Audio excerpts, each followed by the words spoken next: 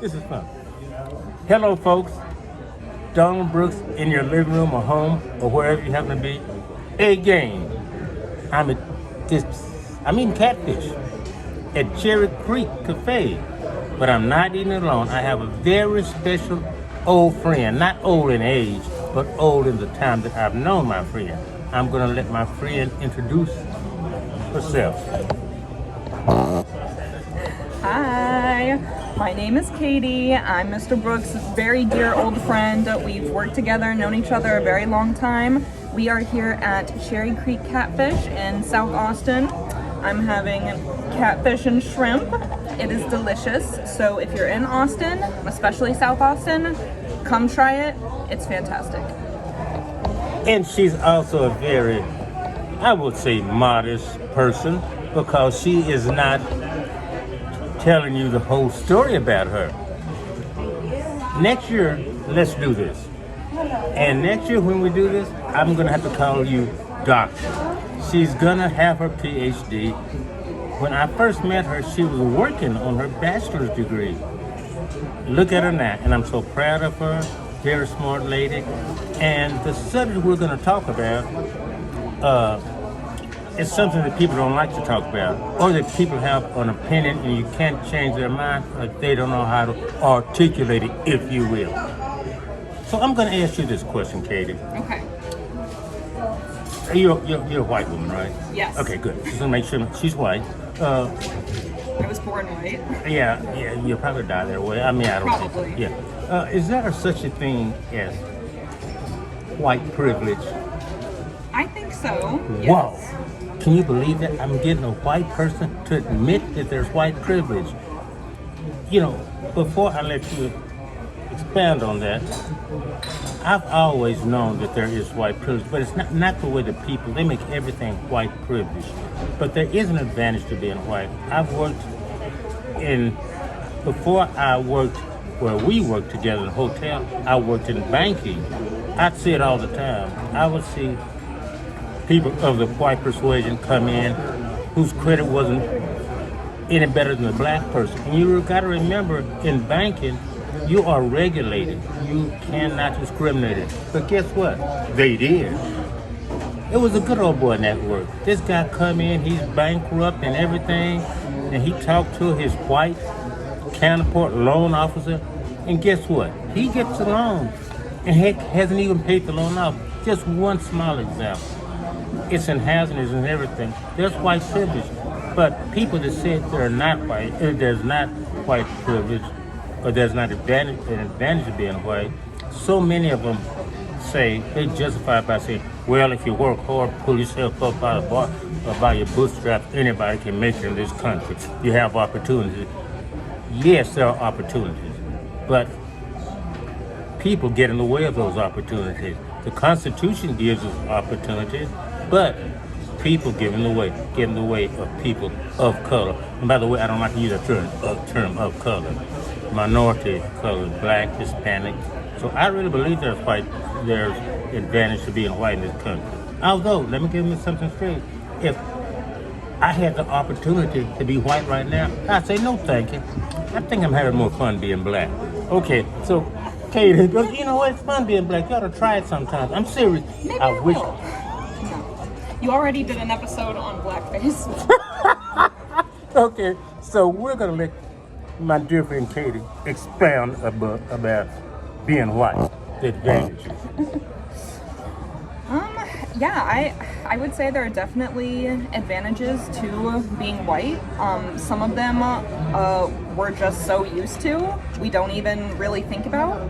I think I was 20 to 23, somewhere in there, before it like dawned on me that every single TV show almost had only white people, that there was like not really anything with anybody else. Of course, there are things like being treated like you've done something wrong or that you've done something right. Right, my friends who are not white will go into stores, employees will follow them around, think they're stealing, something like that. Never has happened to me in my life. Of course, we know about, even worse things than that. We know that especially black people in the US, are disproportionately harmed and killed by police, which are overwhelmingly white. The institution of law enforcement comes from the history of slave catching anyway, so even in its own history it's very deeply rooted in racism.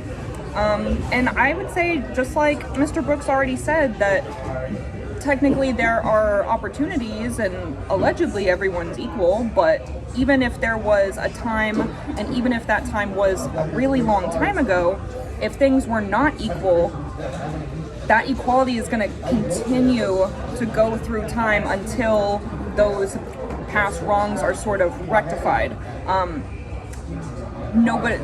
We're not all starting at the starting line, right? If this is a race or whatever, in the rat race of life, we're all trying to be successful and get where we want to be. White people, we have a head start. Other people are starting way behind us, and we have a clear path. Other people have to jump over obstacles, jump through hoops, those sorts of things, right? Be twice as good to get half as much. So yeah, I would say there's definitely advantages to being white, and it is what it is. You know what? I enjoyed that. But I have a question. Yes.